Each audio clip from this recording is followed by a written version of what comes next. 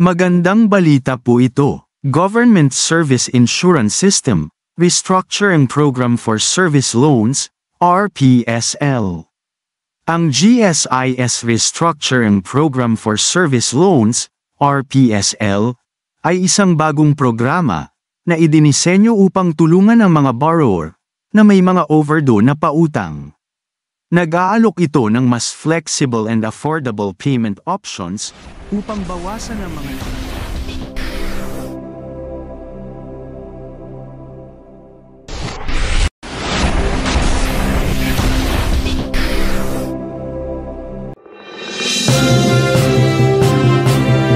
Magandang araw po mga kaguro. Magandang balita po ito. Government Service Insurance System, Restructuring Program for Service Loans, RPSL. Ang GSIS Restructuring Program for Service Loans, RPSL, ay isang bagong programa na idinisenyo upang tulungan ang mga borrower na may mga overdue na pautang. Nag-aalok ito ng mas flexible and affordable payment options upang bawasan ang mga natitirang balanse na ginagawang mas madali ang pagbabayad ng mga utang. At narito na po ang mga pangunahing detalye, halina at ating alamin. Eligibility: inactive members who have left the service, old age pensioners, former members who previously availed of RPSL. Active members who return to service but have outstanding GSIS loans for more than 6 months. Covered loans, enhanced salary loan, ESL.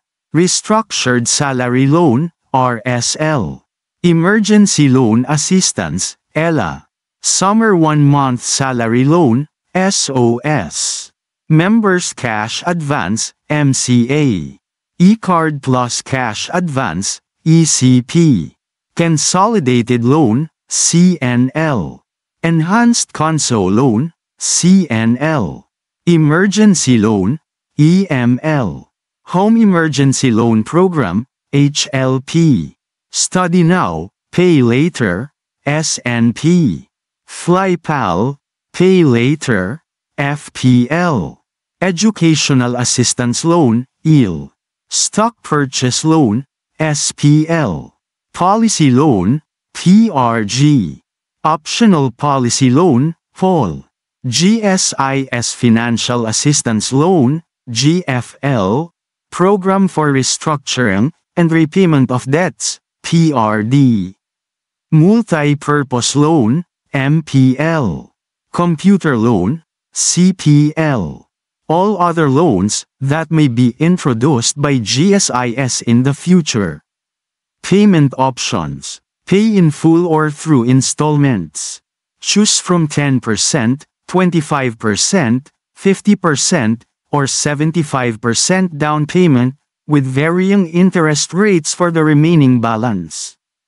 Interest rates: down payment of at least 10%, 6% interest. Down payment of at least 25%, 5% interest, down payment of at least 50%, 4% interest, down payment of at least 75%, 3% interest. Requirements: application form, available on the GSIS website. Photocopy of GSIS e-card, Phil ID, passport, or valid government ID. Special power of attorney, if represented by someone. Updated mobile number and email address. Modes of payment, GSIS branches.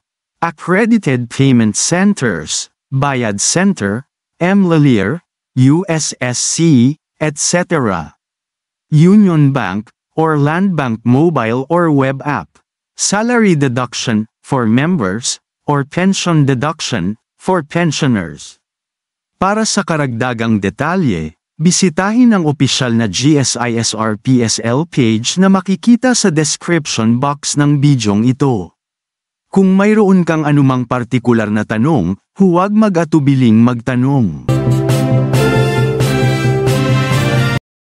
Kung meron man kayong mga komento, tungkol sa mga isyong ito. Maaari kayong magbigay ng mga reaksyon sa comment section na makikita sa ibaba ng bidyong ito. Maraming salamat, at kung ikaw ay interesado ng mga bidyong tulad nito, mangyaring suportahan ang channel na ito sa pamamagitan ng pagpindot ng like, pag-share ng mga video at kung bago ka pa lang sa channel na ito, please subscribe sa channel na ito at pindutin ang notification bell at piliin ang all upang maabisuhan ka para sa mga paparating pang mga videos.